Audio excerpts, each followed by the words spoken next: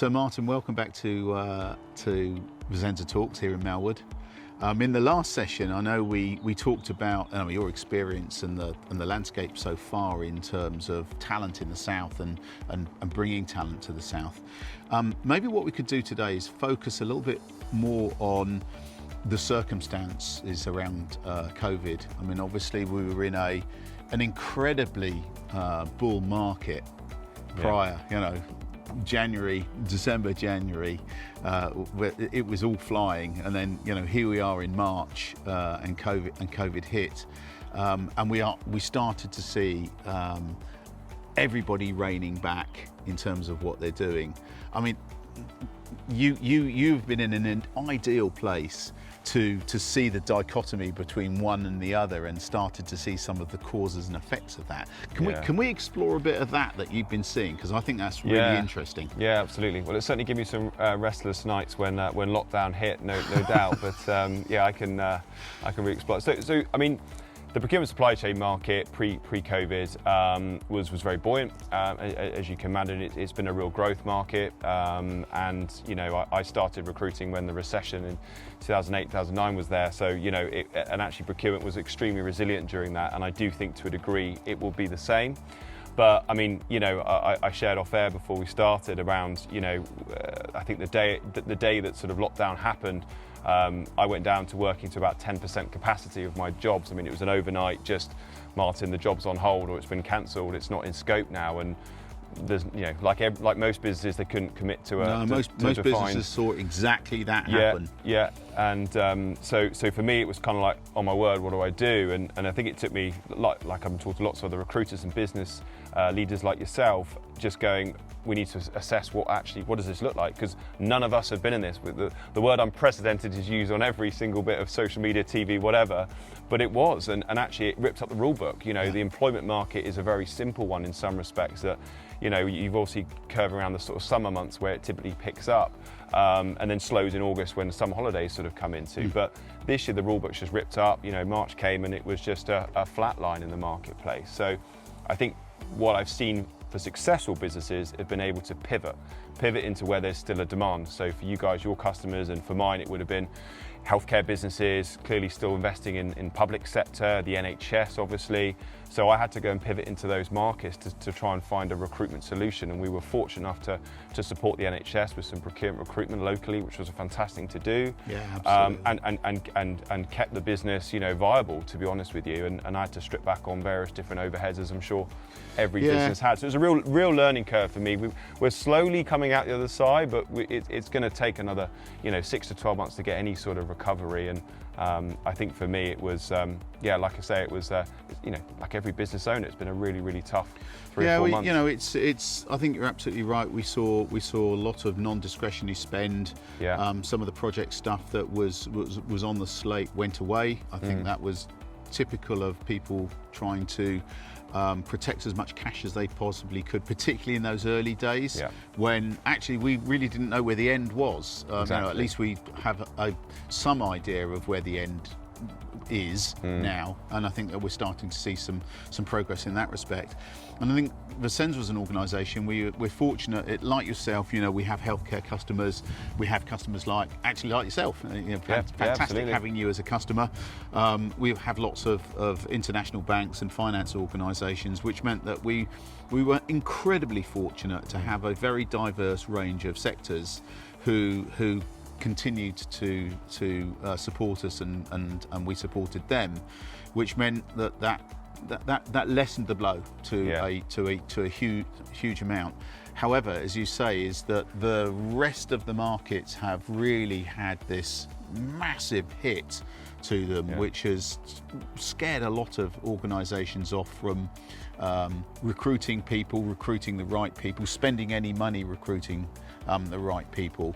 And I think that's it's almost counterproductive. And I wanted to really see what your thoughts are in terms of, yes, things are difficult, but actually there's it's almost counterintuitive to not hire the people and not hire people that are required in roles? Yes. Would you say? Yeah, absolutely. I would say, businesses, I kind of look at it almost, there was 3 doors shut, I describe it. You had current headcount, there was some empty gaps, which was the door was shut there. You had projects that, to your point, were just shut down.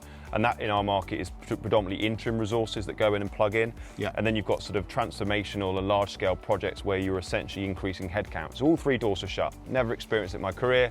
Just like, right, I can't, there's no angle to go down here. But I think over the coming months, what I'm sort of actively encouraging my client base to look at is, you have got headcount needs that you had there before. So let's try and start opening that door 1. And start actually getting resources back in, because most of my procurement clients are working overtime and they're doing 3 or 4 people's jobs because they haven't been able to recruit. So that's door 1, and I think also the interim solution, what I'm hoping over the coming months, where those projects can start getting in scope, or maybe they've been changed to be very much sort of COVID related projects, or in our market a lot of supplier risk things, risk projects, or simply procurement people renegotiating all their contracts and all their payment terms to protect cash flow. So I think those 2 doors I'm hoping, and we're seeing now, start to open up again. Unfortunately, I think the transformational, the sexy stuff in the market where they're going to be really growing, I think it's going to be probably into 2021 now in reality. But I think for me, I'm actively trying to encourage clients to still think about your team, try and invest where you can, and if you can't justify a permanent headcount, can you get someone in to facilitate a project? Because a positive and a negative coming out of all of this is that there's so much incredible talent that's been furloughed or made redundant that's out in the open market, and I'm having these amazing conversations every day, and I'm going, where do we put them? So actually for clients listening to this and people that are hiring managers, you've got the best talent pool you've probably ever got, so capitalise. I'm certainly doing it myself as Talent Drive. We're looking to actively recruit now, and I was sharing with you off air that there's been some great people that I've managed to speak to that I probably wouldn't have been able to speak to in January, February. Very good point. So that's definitely something that I think the market needs to try and leverage on. So the 2 things there, I want to come back to the marketplace. Sure. But where you're talking about that transformational thing, what do you think? I mean, I get it that the transformational stuff is a bit more expensive, a bit more long term, and the payoff is a little bit further out. Yeah. But for those organisations that can actually see that there's a future and that they have a long-term strategy, isn't not doing that, isn't that actually almost like cutting your nose off to spite your face? It seems to be the sort of wrong thing to do. Would you agree with that? I would agree with that. Well, I'll get you on some of the calls with some of the people. We can go at it a two-prong attack. Yeah, no, it is. If you trust me to get on a call with you and we'll do it together. Yeah, Steve says this. Have a go. You never know. Yeah, you never know. Look, absolutely. You got to look at the long term, the strategic view on the business, and as you say, it's people will, inevitably the economy will recover. I mean, everyone's got different opinions of that, but I think over time. Yeah, well, we see that as well. I mean, the idea of planning and the transformational stuff, but also sticking to a strategy and a plan that might have been there before COVID is actually really important. And if we take it from your world into my world for just 2 seconds, is that one of the things that we've said in many of these series, this Vissensa Talks series, but has also been replayed to us by lots of different people who've not only been on it but also that we talk to from a business, is that if you had a plan for how you worked from home, how your staff worked from home, how you were going to collaborate with all of the systems that your staff need to use, fantastic. Brilliant. All this has done is accelerated that transformation.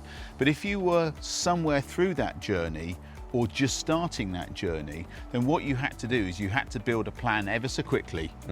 Okay, and some of those people that have built that plan quickly, the biggest danger that they face now is to go, well, we're now here and that's the plan. What they really should do is take the time and the effort to look backwards and say, if we were going to do it, would we have done it this way? And they also need the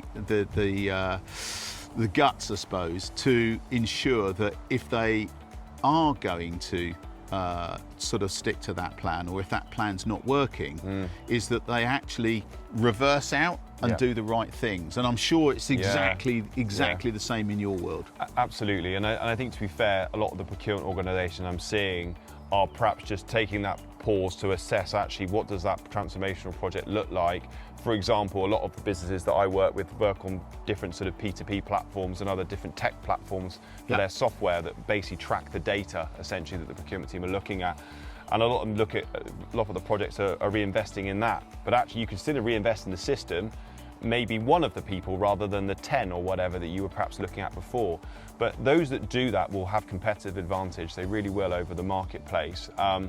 I think, unfortunately, for those that sit still, they'll be pedaling a little bit going into to next year when other businesses have had. So, look, it's incredibly hard. I'm looking at a very simplistic view. Clearly, yeah, no, we both are. Cash is king, and businesses need to look at that and profitability before they can invest. But I think it's about looking at innovative ways that they can try and still recover quicker and still look at growth. And talent, it's all about talent. You know, your business is only good as the people. I know that's a cliche line, no, it isn't. So and true. I think you're right, is that if you haven't put the right systems in place, or if it's very easy to see that that you're putting a strain on that talent because you are asking them to do things maybe without the right tooling, or in the wrong setting. I mean, this working from home is really great, but it's okay if you're working from home if you've actually got not only the tools to work from home, but actually the environment working from home is a great working from home environment. Otherwise, actually, it's a negative, not a positive. And some people like it and some people don't. We were talking, I love being here in Malwood.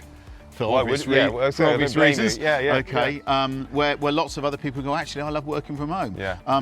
You know, I think that's also a massive part of an organisation's psyche has to change that way, don't they? I think it's a huge positive to come out of this, to be honest with you. You know, the home working, which I was talking about earlier with flexibility, and actually people are going to attract better talent by offering flexibility. But I think the whole landscape of the employment market has changed through this. We've had to embrace technology. You were talking about day to day having Zoom calls all hours, or there are other good software platforms as well, Teams and stuff. Correct. But people have had to embrace video and calls and not be in the office invisible. Now, I'm probably somewhere in the middle with that. I think I'm looking forward to shaking hands with people and having coffees and actually interacting face to face. I still can't. I don't think you can put a price on meeting people like we're doing today. Absolutely. But I think there needs to be a better balance now, and I think those businesses that go back after COVID and are just back 5 days a week, 9 to 5 in the office, I don't see that any credible leader telling their team they've got to do that and really be able to get the best out of them anymore. So I think there's finding a balance, but actually that should mean, from an employment point of view, someone that's based down here in the South Coast could actually probably get a job somewhere else in the UK, because they probably need to be there a couple of days a week to meet stakeholders.